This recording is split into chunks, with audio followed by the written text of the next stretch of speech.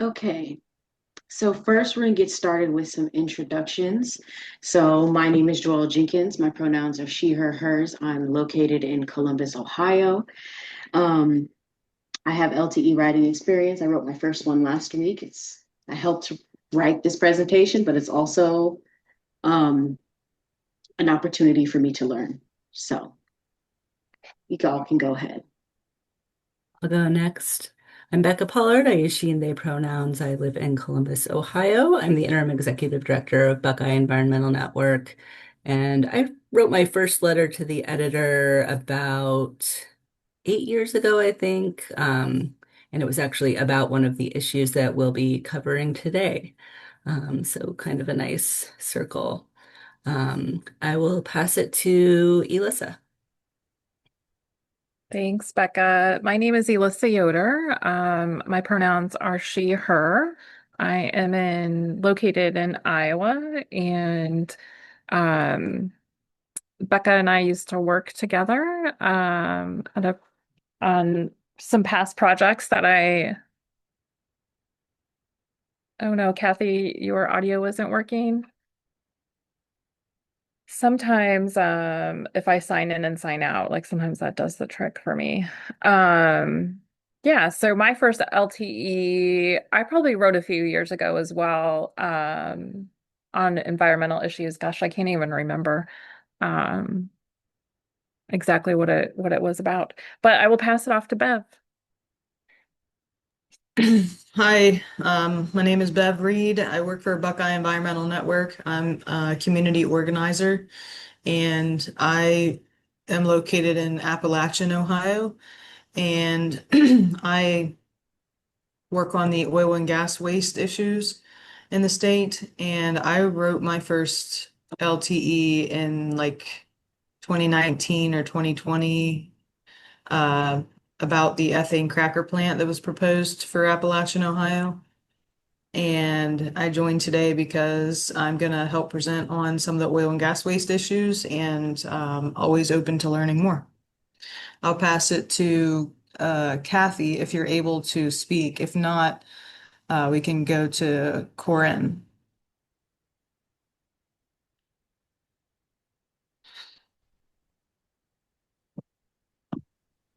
Hi, I'm Corinne, pronouns she, her. I live in Columbus now, but I grew up in Appalachia, so cool to hear that, Bev. Um, I joined this workshop. I was just kind of interested in learning about writing letters to the editors. I'm not the best writer, but definitely something I'm interested in, and I've never written an LTE before.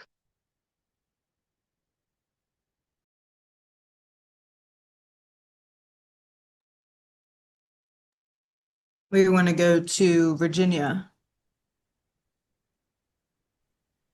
Sure. Hi. Sorry, I'm just here with my kiddo, but listening in as well as I can. My name is Virginia Alvino Young. She, her. I'm based in Pittsburgh, Pennsylvania.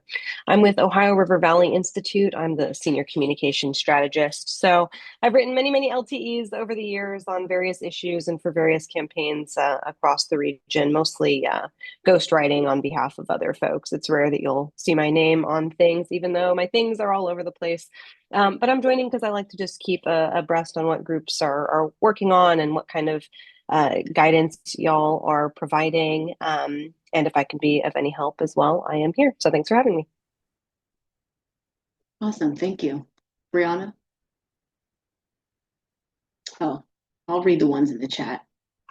Kathy says, Hi, I'm Kathy Tomasi, pronouns she, her. I'm in Columbus, Ohio. I joined the workshop to learn how to help environmental issues beyond writing to congressional reps or sending money to groups. Brianna said, Brianna Chambers, any pronouns, is in Columbus, Ohio, and says, I have never written an LTE and would love to learn more. Thank you. All right, let me readjust this real quick. So moving to the next slide.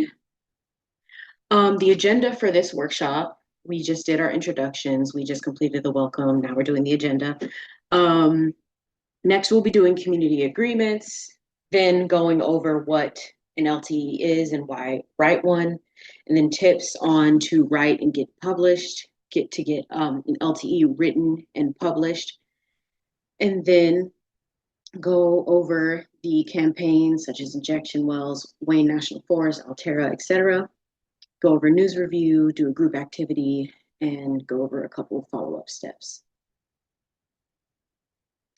So with community agreements, please use I statements. Remember, one mic, don't interrupt. So remember to share space and step up, step back. Use raise your hand or chat to comment. Avoid jargon and ask questions. And if you can, keep your camera on if possible, engage fully. For me, my internet has been acting up, so today's not the day. But um, yeah. So, what is an LTE? So, an LTE is a short opinion piece by community members that shares one's personal views, not the papers, and is a more accessible form of activism that reaches neighbors, media, and policymakers. So, how LTEs differ from other opinion-based content. Editorials are basically like the newspaper or local media stance. Op-eds are longer and written by experts or leaders in their field, whereas LTEs are short, personal, and from the community. So they have more of a grassroots feel to it. So why do LTEs matter? So they're a free, easy way to speak out. You can sway the public and policy decisions with LTEs. They promote continued media focus, which is something we're really trying to amp up. Um, in addition to building momentum and visibility, um, it is easily shareable to amplify your message. So to write an effective LTE, you have to follow submission rules. I don't know if we'll drop the link in the chat now, but at some point during the presentation, we have a LTE like write-up guide or whatever to that briefly reviews some of the guidelines and has a link to more in-depth directions for that. But you can also write an effective LTE, you have to link a current, how would I say this, write up from the local media, newspaper, and connect it to your story. Then you submit it locally. So for me, I would be submitting to the Columbus Dispatch, and I would be more likely to get it approved. And if you keep it focused and personal, that is also great as well. And be sure to review before submitting. And you will either receive a verification call or email. Feel free to follow up if no response. And once approved or you hear back, share widely if published. Take it away, Alyssa. Hi, I'm Elissa. I meant to say that I do like work for the Buckeye Environmental Network. And I'm going to be covering the next four slides over the message box method. And if folks have any questions, you can feel free to just like interrupt me, and I can do my best to answer them. But I was introduced to this method called the message box about a decade ago in my environmental advocacy career, and I do keep coming back to it. And I use it like whether I'm writing like an LTE or talking to a decision maker about a bill or talking to the press, like even making social media posts. For me, it helps me just really organize my thoughts. And this method, it's a four-step method. I think it's simple. It helps kind of create a really strong and concise communication that connects you to the audience. And then also brings in like some like emotional connection and then moves you to action, which is the ultimate goal that we want. Um, we can go to the next slide. So the you know what I've learned like through my career is that and I'm sure many of us know, is that facts, unfortunately, are just not enough. We could have the most accurate data, sound science, a lot of charts, and statistics, well-reasoned policy, but if we can't if we don't communicate that well and if we can't create change, unless people understand like why it matters to us, and then why they should care about it as well. And so having some really like clear, concise, um, actionable information is what we hope will like move people to take action, and that's what we want to do. So we want um I just think that this is a really effective communication tool. Like I said, we could have all the facts that we want, but if we don't communicate it, then it's not going to move anywhere. And so this helps us really bring context, emotion, and meaning. It kind of helps us translate something really complex into something that's more digestible. Especially if you're trying to say it in a short, an elevator pitch, or you only have a few minutes to talk to the press, or in a short LTE. This is really perfect for kind of organizing your thoughts. And we really want to give a reason for people to care about the issue, a pathway for them to act. Um, and then hopefully it's something that they can remember and like repeat to others. And that's kind of how, like we spread information and advance the movement. So we can go to the next slide.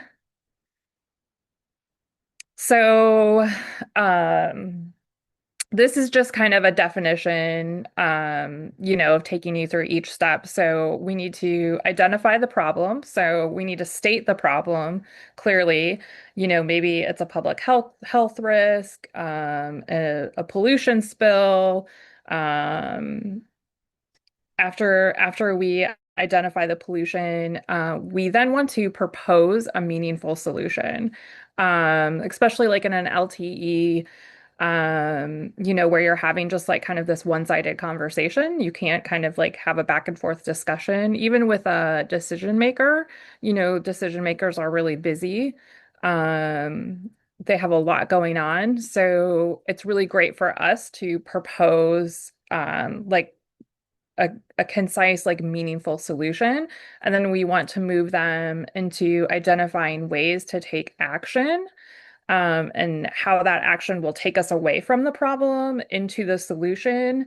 And then we conclude it with the benefit. Like, how do we, like as the community or like the river or the earth, benefit from taking action, on an issue?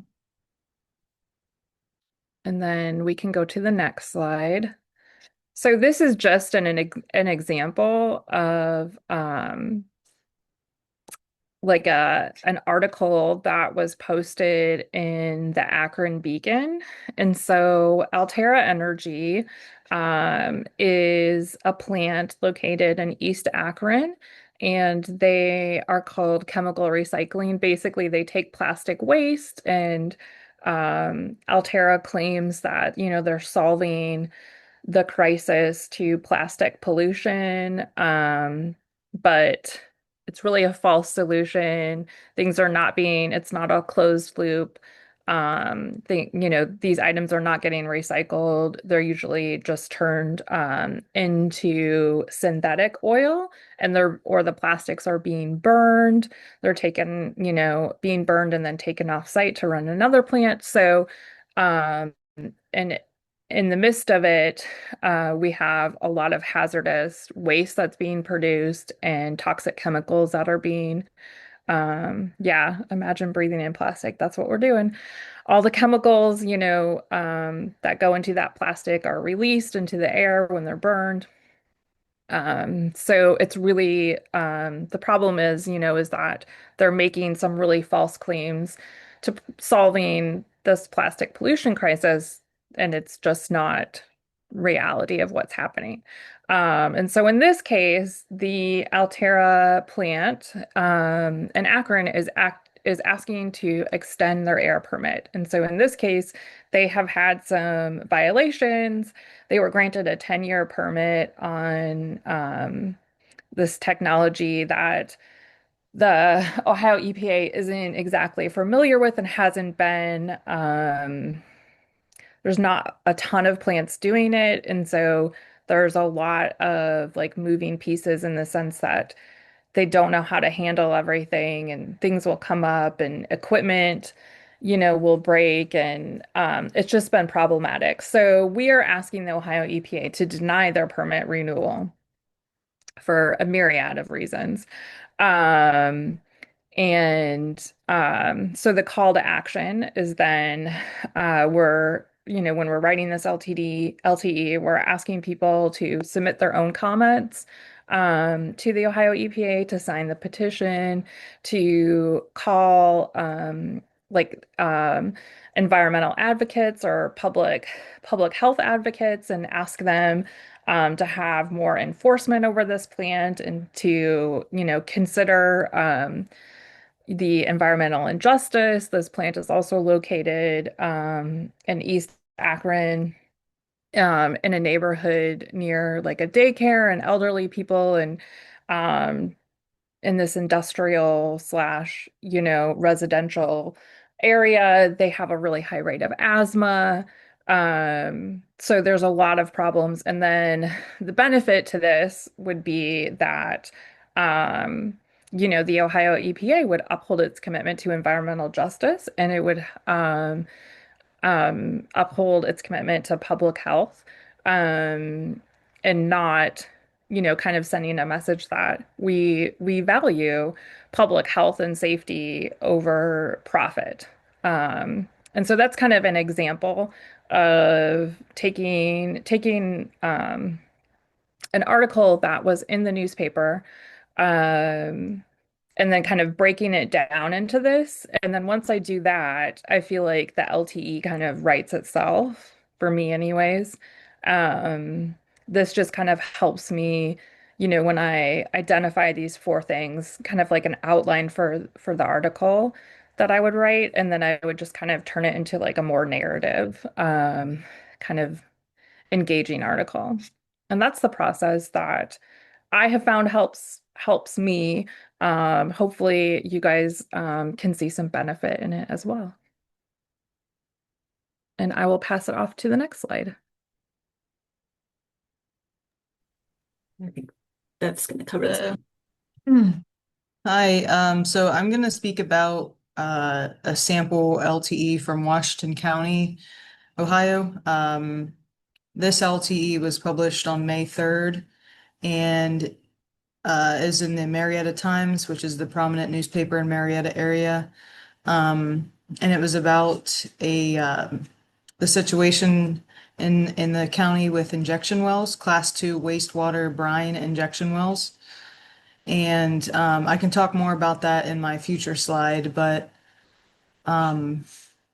that it's a really good example, and I think we're going to provide links to these examples. But it's a really good example of and I think it's actually an op-ed, not an LTE, because it's pretty long.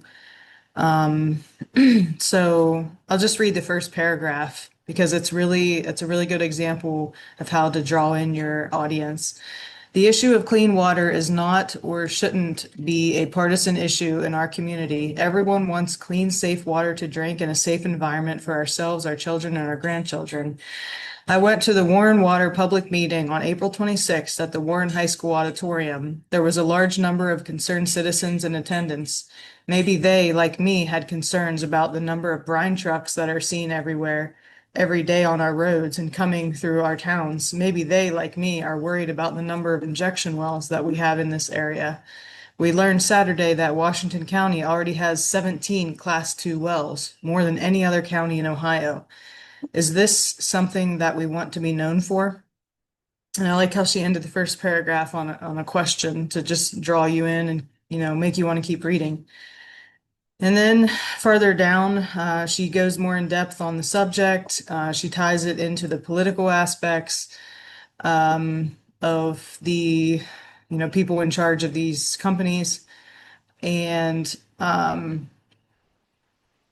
towards the end, she had a call to action. She has phone numbers for state representatives, the Washington County Commissioners, their email address, their phone numbers. And I just wanted to use that because it's an issue that's a hot topic right now. And, it got published in a pretty big newspaper. So that's all I have for that slide. Next slide. Okay, that's back to somebody else. Me. Thanks, Bev. Yeah, so I just wanted to tell you all a little bit about our work. We are a 30-year-old environmental justice nonprofit organization in Ohio, and we are focused on community-driven campaigns. We fight back against pollution, the waste stream of the plastics and petrochemical industry. Um, and false solutions, for example, carbon capture and storage, which is being promoted as a climate solution, but is actually really ineffective and expensive. We educate residents, we push for policy changes, um, and a lot of what we do is really focused on helping communities to build power. We don't like to come in and tell people what to do. We like to support the people who are organizing to protect their own communities. And some of the issues that we're focusing on are plastic incineration, oil and gas waste brine, um, hydrogen, particularly blue hydrogen, carbon capture and storage, and protecting the Wayne National Forest from fracking. And we'll tell you a little bit more about those issues in just a moment. Next slide, please. And I'll hand it over to Elissa for this one. Yeah, so I know I already talked a little bit about plastics, but I work with communities that are impacted by oil and gas extraction, plastic incineration. So, um, like I already kind of gave a little bit of an overview of what chemical recycling is. It's essentially just a false solution. They're not really recycling. One thing I did leave out, like that's important is that these facilities, because they do claim to be recycled under the federal rules of the EPA, they if they're a facility that does recycling, they are exempt from some more stringent regulations. And so, like, we're advocating that, you know, their claim is false that they aren't recycling, and so they should be held to more, regulatory standards than what they are. And so the people who are behind this is really like big oil.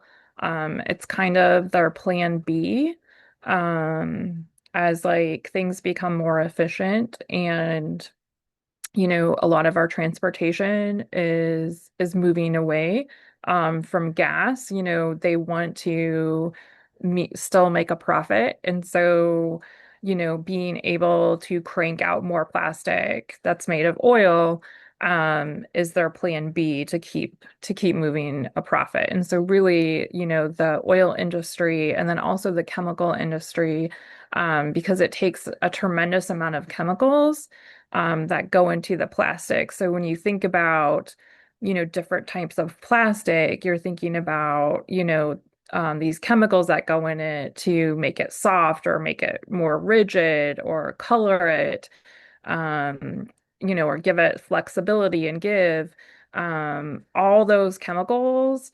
is like the thing that's really harming us. So when these plastics like break down in the environment into microplastics, um it's the chemicals that are in that we're ingesting, or when the plastic is being burned, incinerated, It's like the chemicals that are being released into the atmosphere. So that's kind of where it starts to turn really toxic. And then it's a problematic issue because a lot of these facilities are located in historically underserved communities.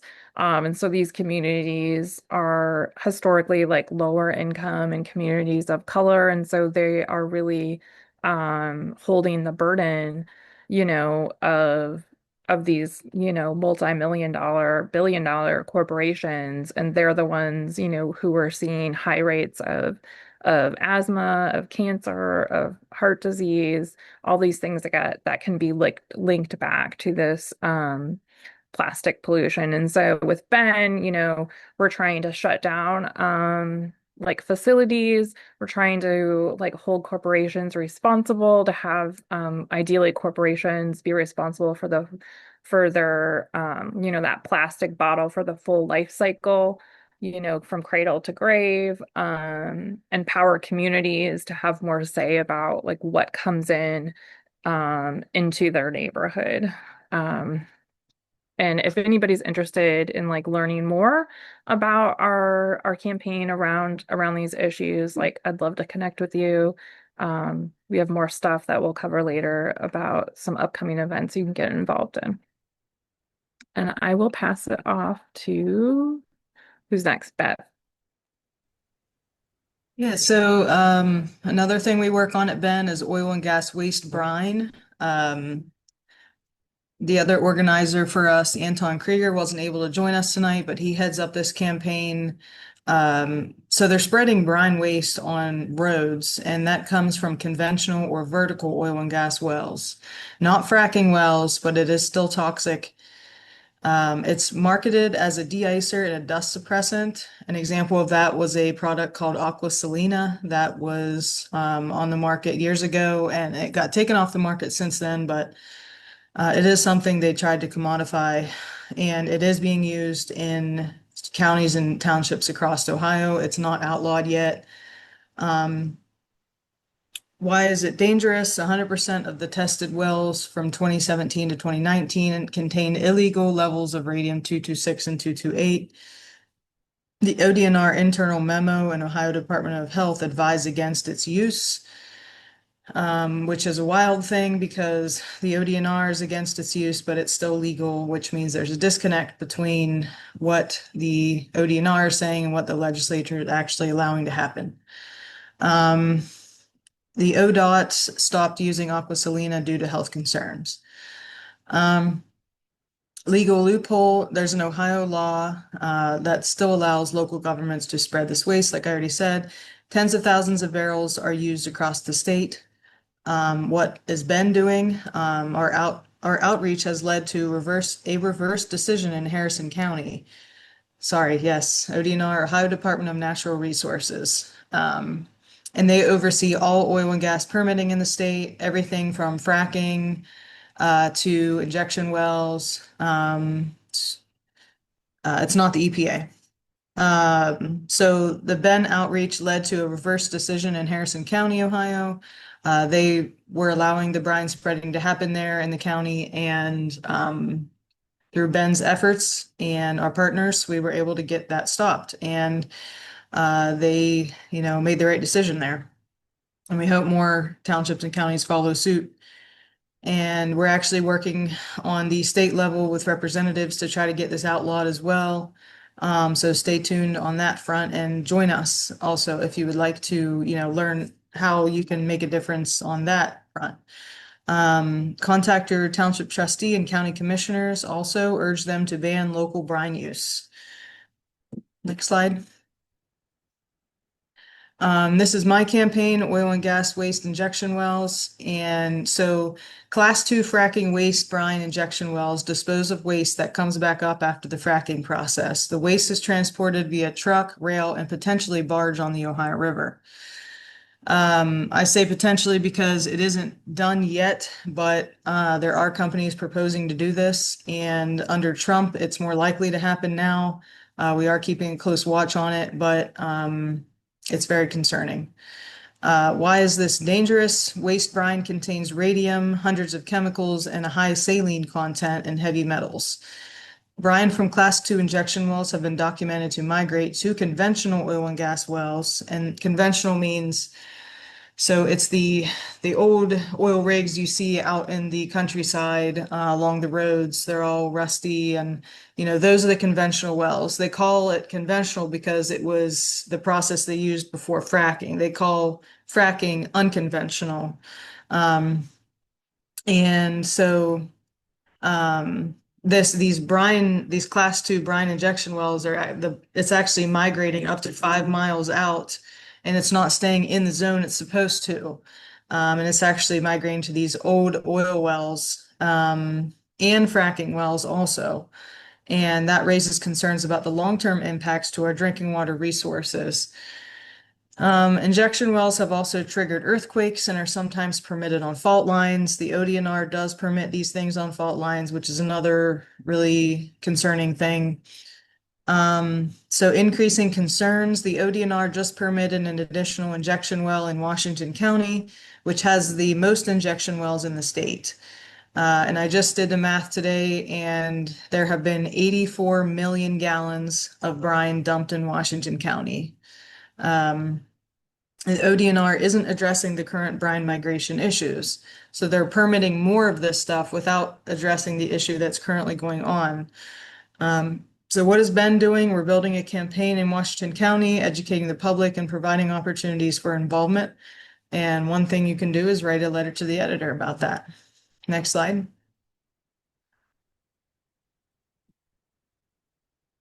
Next slide.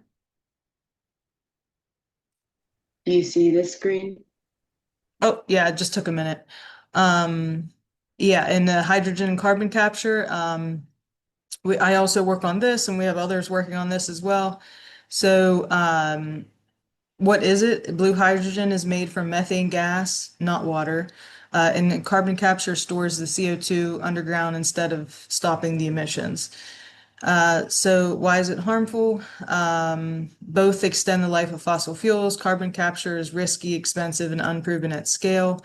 Blue hydrogen emits even more greenhouse gases than burning coal does. So who's pushing it is promoted by oil and gas as climate solutions, and it's backed by billions of dollars in federal funding. Yes. And Ben is trying to build an awareness campaign around that too. And it's kind of in the early stages. Carbon capture is not here yet. We've been fighting some bills in the Ohio State House on the carbon capture. It has a whole host of problems.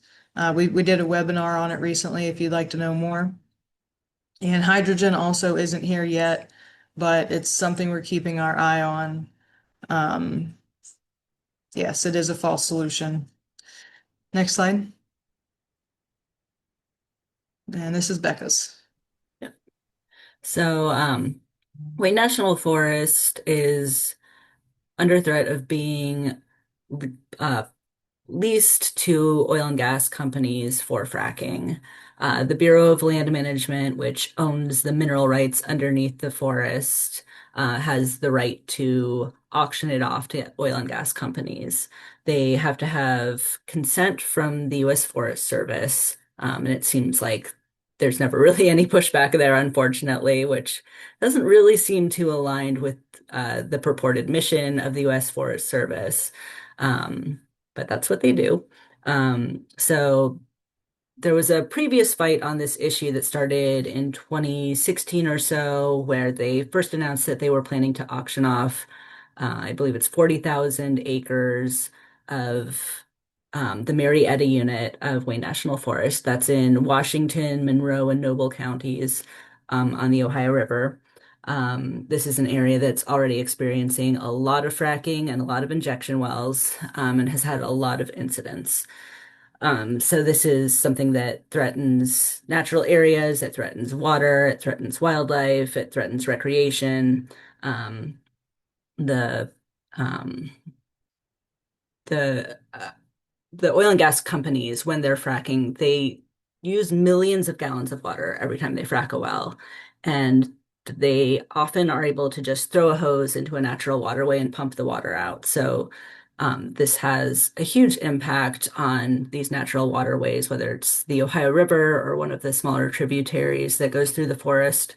That's water that obviously really impacts the habitat of wildlife in the area as well as the people who live nearby. A lot of people uh, are dependent on that water. So that's a really big problem. And of course, then that water becomes contaminated with toxic chemicals and radioactive materials and then is uh, put in injection wells underground or spread on roads. I guess not spread on roads if it's the actual um, horizontal fracking, but the waste from um, the older wells. Um, so when that happens, that water is actually being permanently removed from the water cycle, assuming that it's not leaking out of the injection wells. So that's pretty scary, particularly knowing how many issues we're having with water globally with lack of access to clean water for people. So, this is an important issue because um, these areas are already experiencing negative impacts. There have been a lot of fires, explosions, leaks. Um, we've um, we've seen a lot of infrastructure going up in these areas. So, and even if they'll say that there isn't going to be surface disturbance, that it's all, they say, okay, we'll just put the well pad on private property and drill underneath the forest and no one will know what's happening. But of course, in order to do that, they have to have a lot of infrastructure.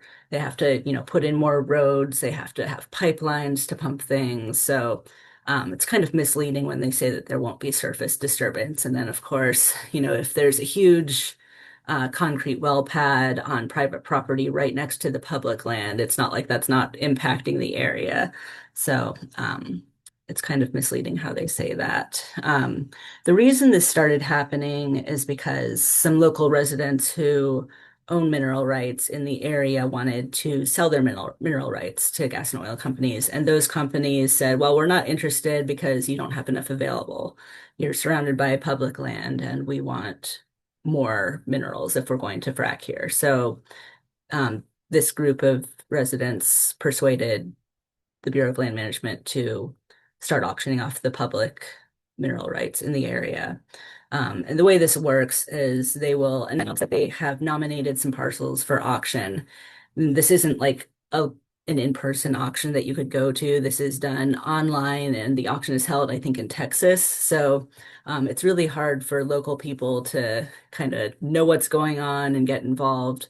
They do it in a really complicated and kind of secretive way. You don't get a lot of announcements about this stuff, and it's not very transparent how to have an impact on the situation.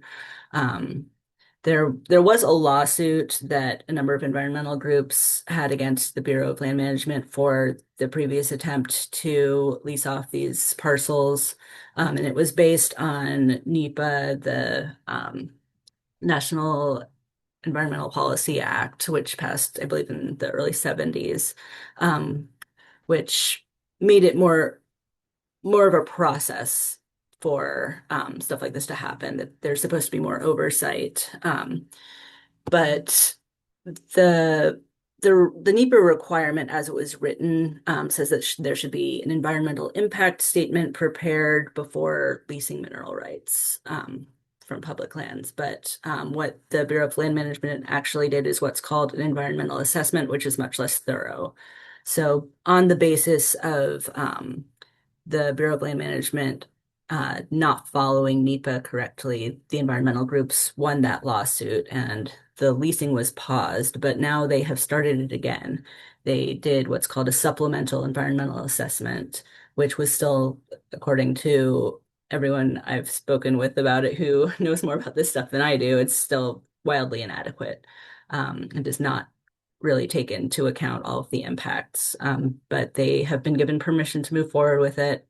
And so now we are monitoring to see what will happen next. We're watching to see when parcels are put up for auction so that people can um, submit protest letters. That's one of the opportunities for public input. And the other possible opportunity is when these drilling companies apply for their permits with ODNR so that they can drill. So that's an opportunity to put pressure on ODNR not to give them permits. So right now we're just in the early stages of kind of getting people up to speed on what's happening, educating the public, and talking about what opportunities will be coming up. So that's where we are with that at the moment. Any questions?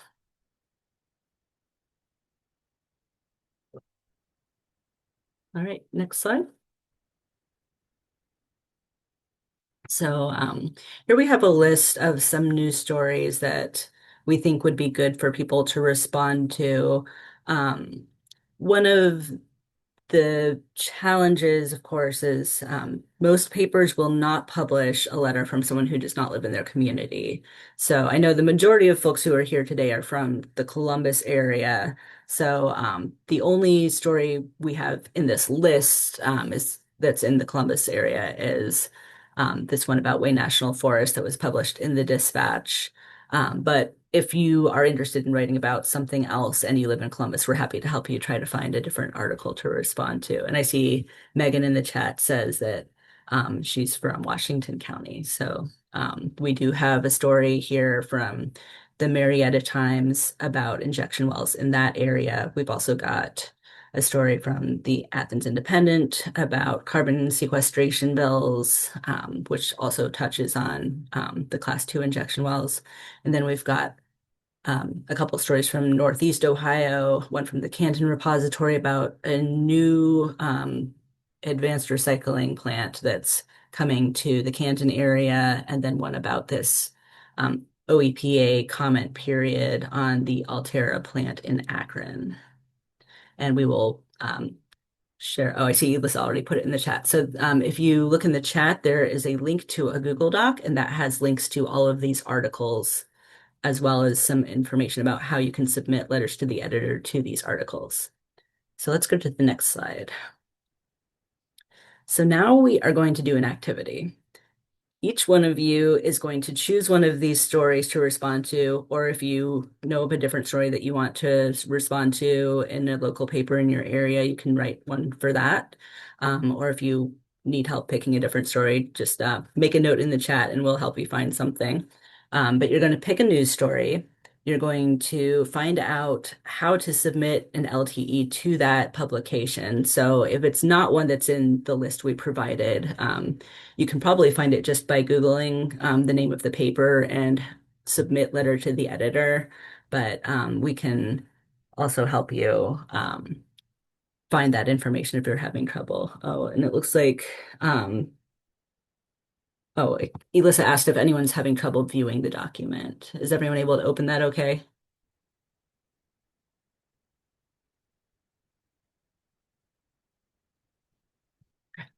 So what we'd like you to do is select an article, find the guidelines, and then start writing a letter to the editor. We're going to give you 10 minutes to do that, and then we will join back and we'll ask folks to share their drafts if they're up for it, and you can get some feedback from the group. So we'll be here if you have any questions or need help. But it is 7:17 now, so we will join back to share those in 10 minutes at 7:27.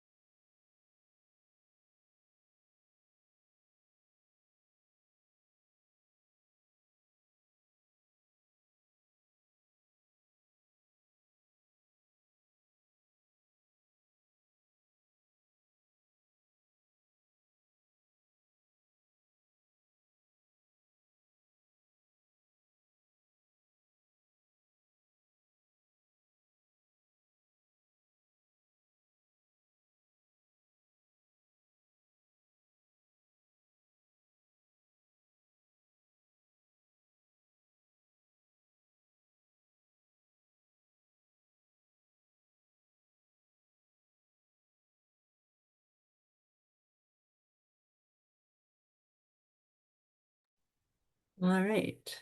That was 10 minutes. So we'll come back now. How did that go for everyone?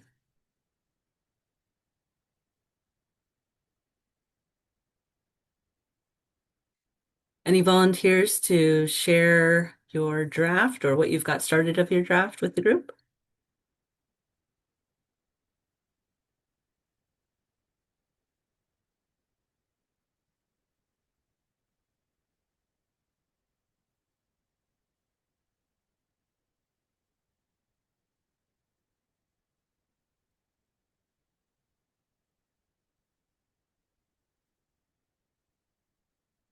No volunteers? Do we have to pick someone?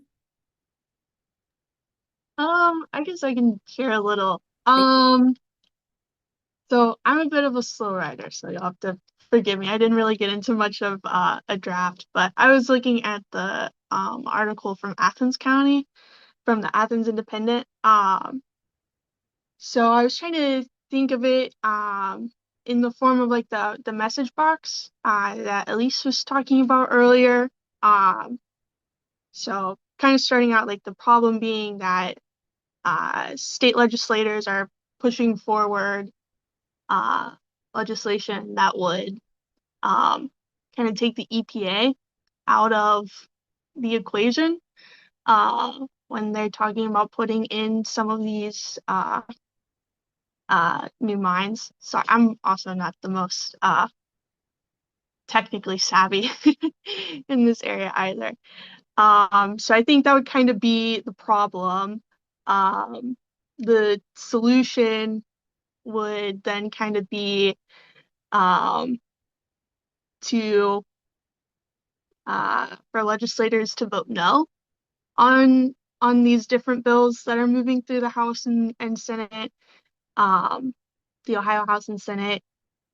Call to action would probably be to like reach out to your own House rep and House senator, or sorry, Ohio House rep and your Ohio senator to ask them to vote no on these two bills, um, and then just kind of like talk about the benefits of not like having like these like extensive uh like wells and stuff in Ohio and like how that could affect like drinking water and just general pollution and stuff like that. Awesome. Thank you so much for sharing, Corinne. Yeah, it sounds like you have the right idea. You were able to apply um, the message box principles to your outline, and it sounds like you've got a good handle on how to approach it. So, do you have any questions, or does anyone have any feedback?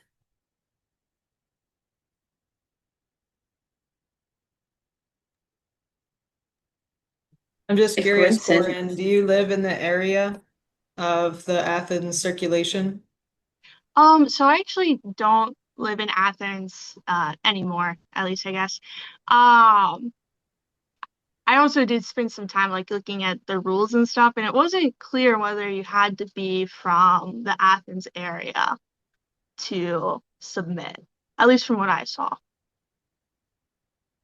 I'm not sure. Do you know, Becca? I'm not sure about that paper. Some papers are stricter about it than others. But if you're originally from that area, I think like it's easier to kind of draw a connection. So, it's different from like, if I who like grew up in Central Ohio were to write a letter to an Athens paper and just be like, hey, I'm from Columbus and here's what I think about what's happening in your community, that's a little bit different than someone who Sure, yeah. really I has just like ties. I went to college over at Ohio University, so that's a little bit of a connection. I grew up in Appalachia, just not that part of Yeah. No, that's great. Thank you. Would it. anyone else like to share?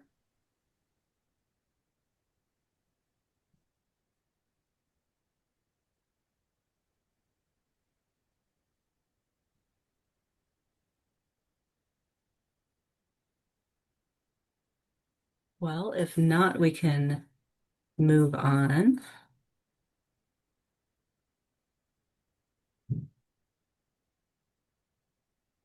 So, what we'd like to do now is we'd like everyone to make a follow-up plan to actually finish writing and submit your letter to the editor. Um, so, um, what we'd like you to do is fill out a Google form that we're going to pop in the chat, or if you don't like filling out a Google form, you can just send us an email. And you do have our email addresses on the Google sheet that Elissa shared. So what we'd like you to do is schedule a one-on-one with one of our staff members, and we will find a time to meet with you. It can if you're local to Columbus and you want to meet with someone who lives in Columbus, we might even be able to do that in person, meet for coffee or something, or we could do it over Zoom. And we can help you fine tune your letter, help you make sure it gets submitted okay, and kind of review the follow-up process to make sure you have a good chance of getting it published. Um, so, um, Once it's published, which will hopefully happen, it doesn't always get published, but hopefully, if you follow these guidelines, you'll have a pretty good chance.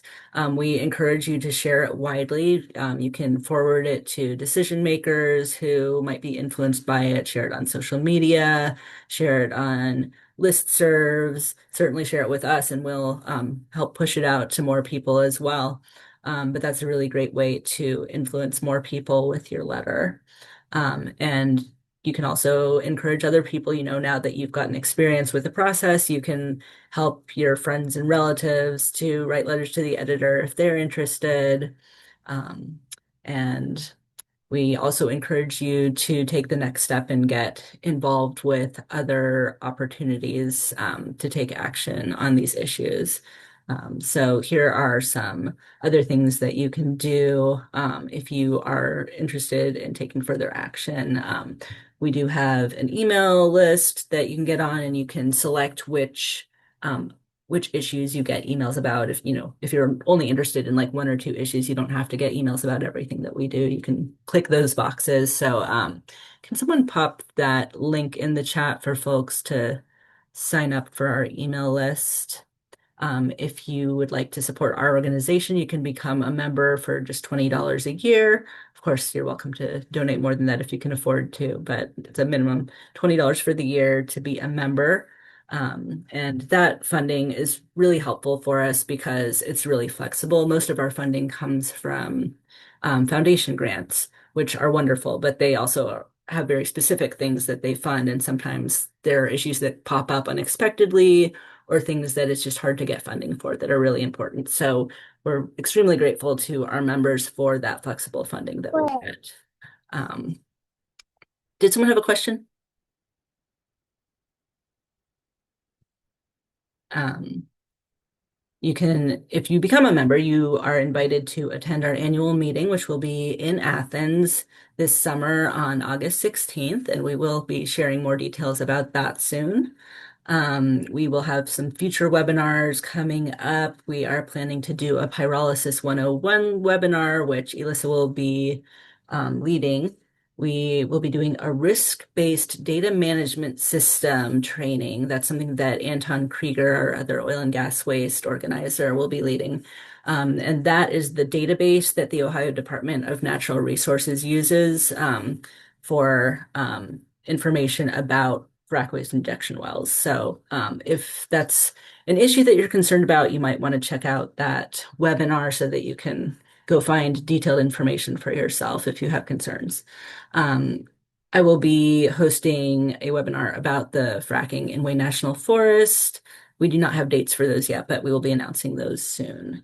Another thing that you can do is volunteer with us. We often have tables at events. We're planning to have a booth at ComFest, for example. So if you're in Central Ohio, that's one opportunity to get involved. You could just hang out at our booth and chat with people, help answer people's questions, encourage people to donate or sign up to get on our email list.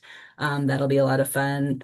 You can do something like speaking at a public meeting or hearing, for example, like Elissa was talking about. There was recently an OEPA hearing about the Altera pyrolysis plant in Akron.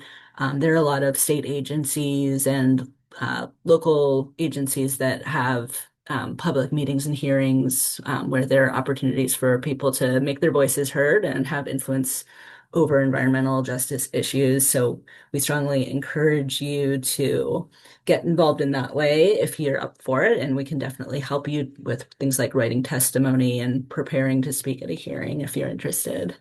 Um, you can participate in a working group. We have a few of those on different issues that we work on. You can get involved with facilitation, leading trainings, assisting with administrative tasks, or, if you have other skills and interests, we're happy to meet with you and talk more about that. Oftentimes, someone will have something they're really good at, and it's just not something that we've thought about recruiting a volunteer for. So if there's something that you would be excited to do, we would love to talk with you about it. And if you would like to do that, you can either email one of us individually. You've got our contact information on that Google sheet, or you can send an email to info@benohio.org with volunteer in the subject line, and we will follow up with you. So, believe that is our final slide. Am I forgetting anything? It is, yeah. Okay, cool. Yeah. So, does anyone have any questions?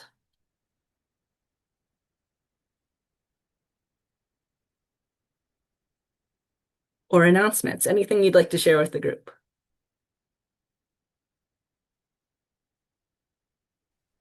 I have a little tidbit I could share. Something I noticed, I guess, with like when you think about writing an LTE is what could the editor or the writer written more about or gone more in depth about that you would have wanted to see? It doesn't have to be in response to something they wrote. It could be in response to something they didn't write. Um, and it's probably challenging to do that if you're not super abreast of the issues, but you might know something that they didn't cover if you live in an area. So just think about that as you think about what angle you want to take for your LTE. And as long as you're respectful and you're just discussing, things pertinent to that subject matter, there's no reason it shouldn't get published. And also, you may have touched on this already, Becca. I was dealing with my coworkers who were barking a lot. But like, after you submit it, always follow up with the editor to see if they're going to publish it or not, if it hasn't been published. So just call them, email them, and see if and when it's going to be published, and keep reminding them because sometimes it takes like 3 or 4 reminders for them to do it. So that's all I have. Thanks. Thanks, Bev. Any other questions or comments from anyone?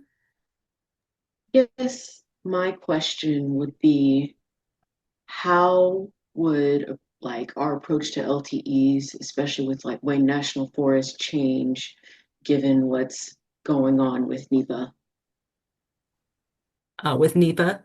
Okay, Yeah. so um, if anyone's not familiar, what Joelle is referring to is that the Supreme Court recently decided to weaken NEPA. So this policy that's been around since the 70s that has, required what is maybe not far from perfect, but it's certainly an improvement over not having a process. Basically, requiring that the environmental impacts of something like drilling in the national forest be investigated. So, with that being weakened, um, we are kind of losing one of the tactics that we have previously used to fight back against this issue. So that is pretty frustrating, and it is going to be a harder battle this time. We know that. So, there are a number of different ways we can look at it. I've been talking with some other folks who've been doing forest advocacy for a long time and just kind of hearing their ideas. One possible way to fight it is based on the Endangered Species Act, the ESA. There are a number of endangered species that live in the Wayne National Forest. One of the better known ones is the Indiana bat. That is its habitat. So when these companies get permits, it includes what's called an incidental take permit. An incidental take permit means that they are being given permission to kill a certain number of endangered species in that area. That's pretty alarming. So that's definitely one of the issues that we want to push back on. Um, there could potentially be some avenues through the Clean Water Act. That's not something I've really looked into very much yet, but that is one possible avenue that someone mentioned to me recently. Someone else mentioned to me, I don't know how effective this would be, but the Weeks Act.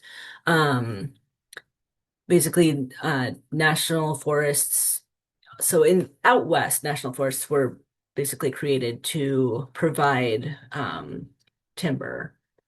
But in this part of the country, I just learned this recently.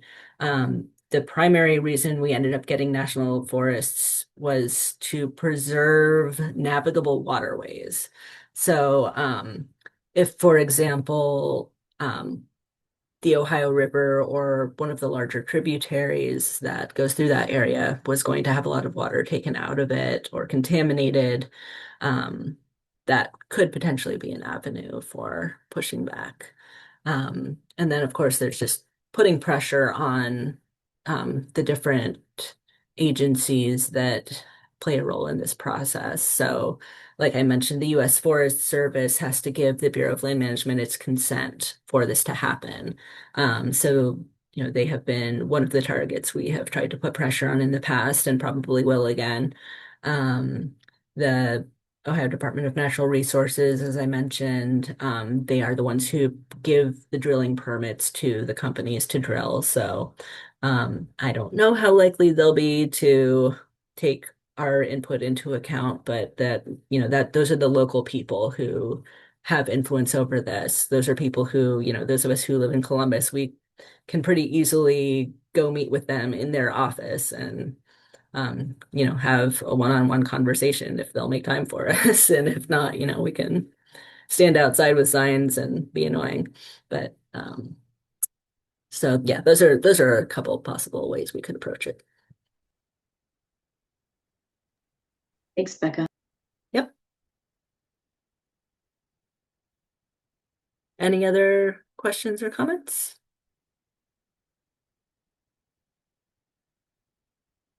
Well, if not, we can wrap up a few minutes early. Thank you all so much for joining us and participating, and we will be following up with you.